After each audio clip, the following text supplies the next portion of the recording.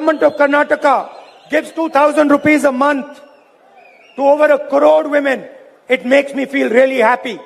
ಆದ್ರಿಂದ ಇವತ್ತು ಕರ್ನಾಟಕ ರಾಜ್ಯ ಸರ್ಕಾರದಿಂದ ಮಹಿಳೆಯರಿಗೆ 1 ಕೋಟಿ ಮಹಿಳೆಯರಿಗೆ 2,000 ರೂಪಾಯಿ ಕೊಟ್ಟಾಗ ಅತ್ಯಂತ ಸಂತೋಷ ನನಗಾಗುತ್ತೆ. When we give 200 units of power to 1.6 crore households, we help the poorest people in our land. ನಾವು ಈ ರಾಜ್ಯದ 1,60,00,000 ಜನಕ್ಕೆ ಉಚಿತವಾಗಿ ವಿದ್ಯುತ್ ಕೊಟ್ಟಾಗ ಈ ರಾಜ್ಯದ ಜನಕ್ಕೆ ನಾವು ಸಹಾಯ ಮಾಡಿದಂಗಾಗುತ್ತೆ. When we give 10 kgs of rice to 1.18 crore families, we build this nation. ನಾವು ಈ ರಾಜ್ಯದ 1,18,00,000 ಕುಟುಂಬಗಳಿಗೆ ಉಚಿತವಾಗಿ 10 ಕೆಜಿ ಅಕ್ಕಿ ಕೊಟ್ಟಾಗ ಈ ದೇಶನ ಕಟ್ಟಂತ ಕೆಲಸ ನಮ್ಮ ಪಕ್ಷ ಮಾಡುತ್ತೆ. How can people who are hungry build the nation? ಈ ದೇಶನ ಹೊಟ್ಟೆ ಹಸಿವಿರ್ತಕ್ಕಂಥ ಜನ ಈ ದೇಶನ ಕಟ್ಟಕ್ ಸಾಧ್ಯನಾ? When we give free bus tickets to our sisters and mothers in Karnataka, when we give 3,000 rupees a month to our unemployed graduates, we are doing fairness. We are creating fairness in India.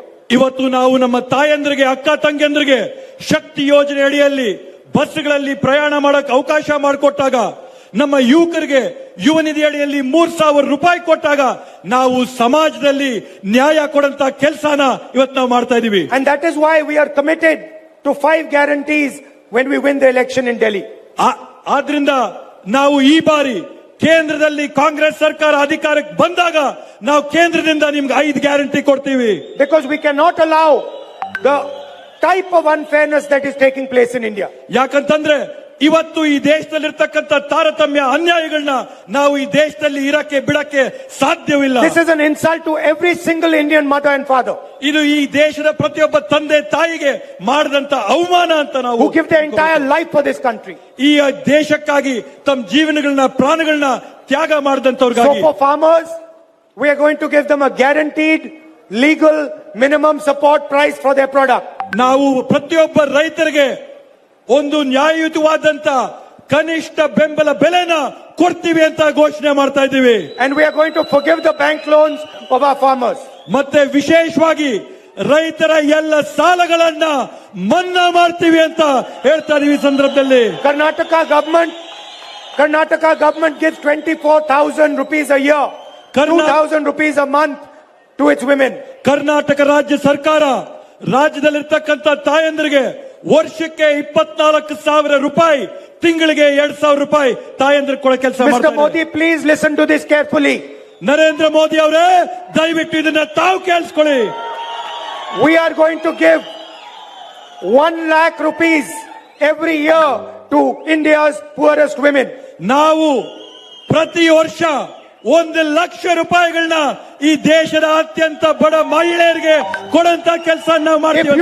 If you can give millions and millions and millions of rupees to Mr. Adani, we can give millions and millions of rupees to India's poor women. ನೀವು ಕೋಟಿ ಕೋಟಿ ಕೋಟಿ ರೂಪಾಯಿಗಳನ್ನ ಅದಾನಿ ಅಂಬಾನಿಗೆ ಕೊಡಕ್ಕೆ ಸಾಧ್ಯ ಇದ್ರೆ, ನಾವು ಕಾಂಗ್ರೆಸ್ ಪಕ್ಷದಿಂದ ಕೋಟಿ ಕೋಟಿ ರೂಪಾಯಿಗಳನ್ನ ಈ ದೇಶದ ಬಡ ಮಹಿಳೆಯರಿಗೆ ನಾವು ಕೊಡ್ತೀವಿ ಅಂತ ಹೇಳ್ತೀವಿ. One woman in every single poor family is going to get 8,500 rupees a month, 1 lakh rupees a year directly in her bank account. ಈ ದೇಶದಲ್ಲಿರ್ತಕ್ಕಂಥ ಪ್ರತಿ ಬಡ ಕುಟುಂಬದ ಮಹಿಳೆ ತಿಂಗಳಿಗೆ 8,500 ರೂಪಾಯಿ, ವರ್ಷಕ್ಕೆ 1,00,000 ರೂಪಾಯಿ ನೇರವಾಗಿ ಅವರ ಖಾತೆಗಳಿಗೆ ಹಾಕಂತ ಕೆಲಸ ನಮ್ಮ ಸರ್ಕಾರ ಮಾಡುತ್ತೆ. And we are going to do a caste census and a financial survey at the national level. ನಾವು ನಿಮ್ಗೊಂದು ಆಶ್ವಾಸನೆ ಕೊಡ್ತೀವಿ. ದೇಶಾದ್ಯಂತ ನಾವೊಂದು ಜಾತಿ ಗಣತಿ ಮತ್ತೆ ಒಂದು ಆರ್ಥಿಕ ಗಣತಿನ ಮಾಡಿ ತೋರಿಸ್ತೀವಿ ಅಂತ ಹೇಳ್ತಾ So that ಇದ್ದೀವಿ. every Dalit, every tribal, every backward, every poor general caste man, every minority knows how many of them there are in this country. ಇವತ್ತು ಈ ದೇಶದಲ್ಲಿರ್ತಕ್ಕಂಥ ಪ್ರತಿಯೊಬ್ಬ ದಲಿತರು